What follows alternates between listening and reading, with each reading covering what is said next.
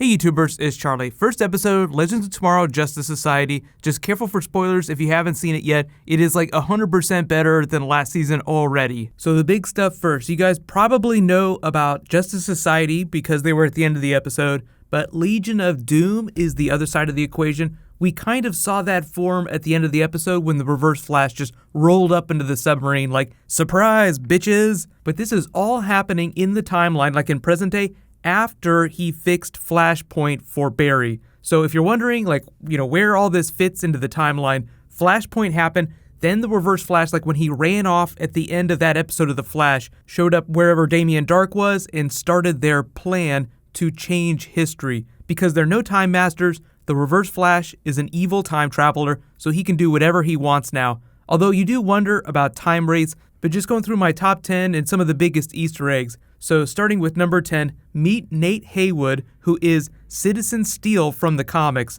If you haven't ever read a JSA comic, there was like a really good Jeff Johns run back in the early 2000s where he basically becomes living steel, kind of like Colossus, only he can't turn the ability off, so he loses all sense of touch. It gets really sad, but basically they're using the character in a slightly different way.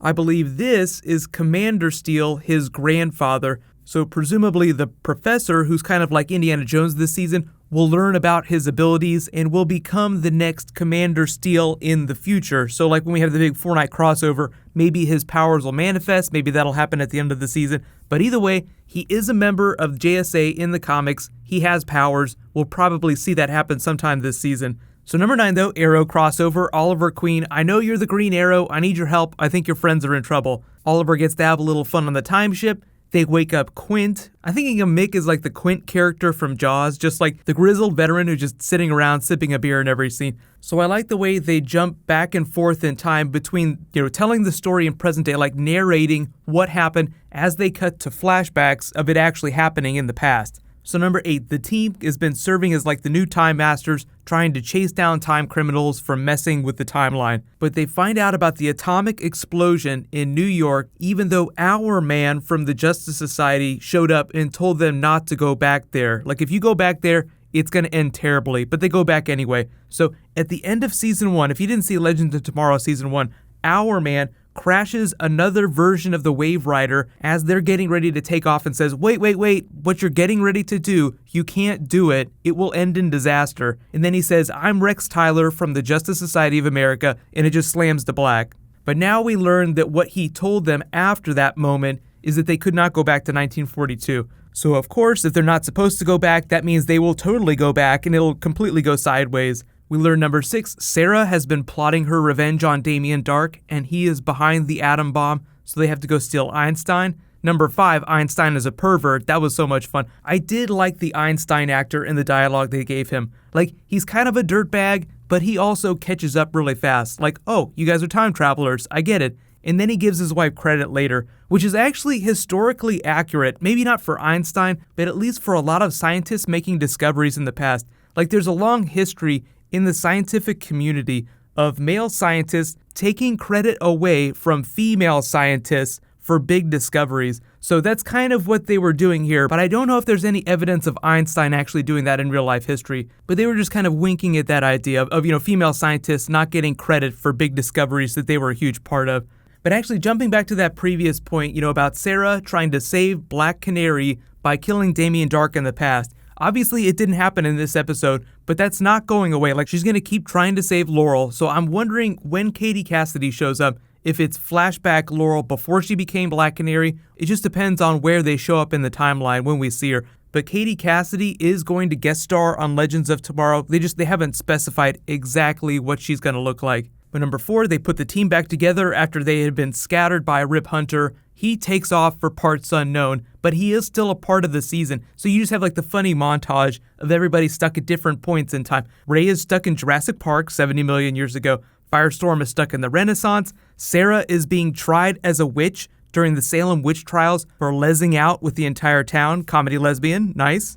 And then number 3, you meet the Justice Society. Don't you go anywhere. We're the Justice Society of America, and we're going to kick the shit out of you. So obviously the next episode, they'll take them back to the brownstone that we saw from the trailer. That's the JSA brownstone that you read about in the comics. So we'll see the table. We'll learn about their history. I'm guessing that they're all from the 1940s, like this current time period. Like this is present day for them as they're back there with Einstein. So you have like Commander Steel. That it kind of explains how Commander Steel can be Citizen Steel's grandfather. So we'll meet all them. It looks like it's Obsidian, Commander Steel, Vixen's grandmother, who is also called Vixen, just like a slightly different version of the character, Stargirl in Hourman. But we might meet other members of the Justice Society. I know a lot of people are like, Obsidian is Alan Scott's son. Does that mean we're going to see Green Lantern, maybe during like the 4-night crossover? Totally could potentially happen. I'm not expecting it, but I feel like they'll address it at some point. And you have Jay Garrick, who's busy doing Flash stuff with Barry this season. We'll probably have some sort of Justice Society crossover during the season, maybe during the 4-night crossover.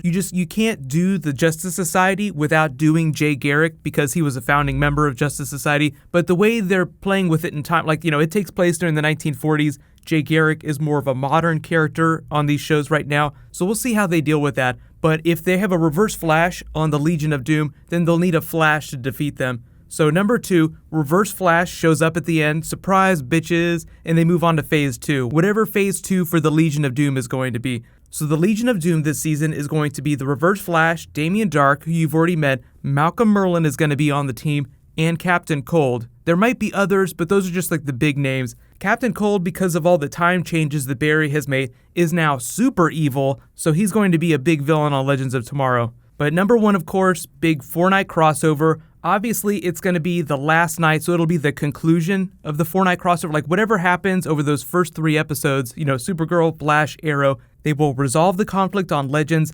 The big villain of that is going to be the Dominators from the Invasion storyline, Todd McFarlane's Invasion storyline, the guy that created Spawn. So if you haven't read it, it's fun to check out, but there'll be a lot of Easter eggs for that Invasion storyline popping up on the different shows. Like, we've already met one on Supergirl in Mon-El, who's a Daxamite.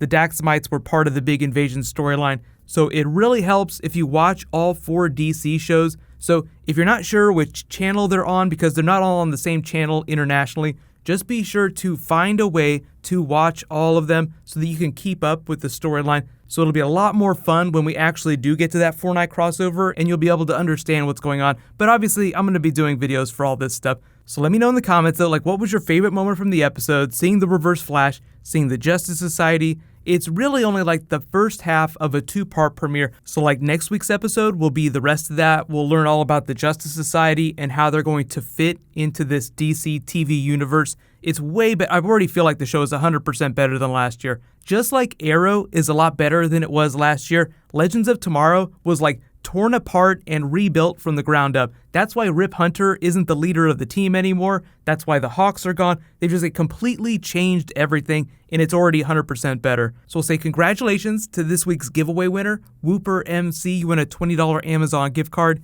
I do a DC giveaway every week. It just runs through all my DC videos. So we'll just start a new round now. All you have to do to enter is be a subscriber and leave a comment on this video. I will be doing a Jesse Quigg Flash trailer video in the next day or 2. So I'll just remind everyone when I post that. So, whole bunch of DC, whole bunch of Marvel stuff happening right now. I need to catch up on Luke Cage, and I will post an Aquaman Mira video next, just because that's a pretty big deal. Like, we finally learned what Mira looks like. So get hype, it's gonna be awesome. I'm really excited about Legends Justice Society this season.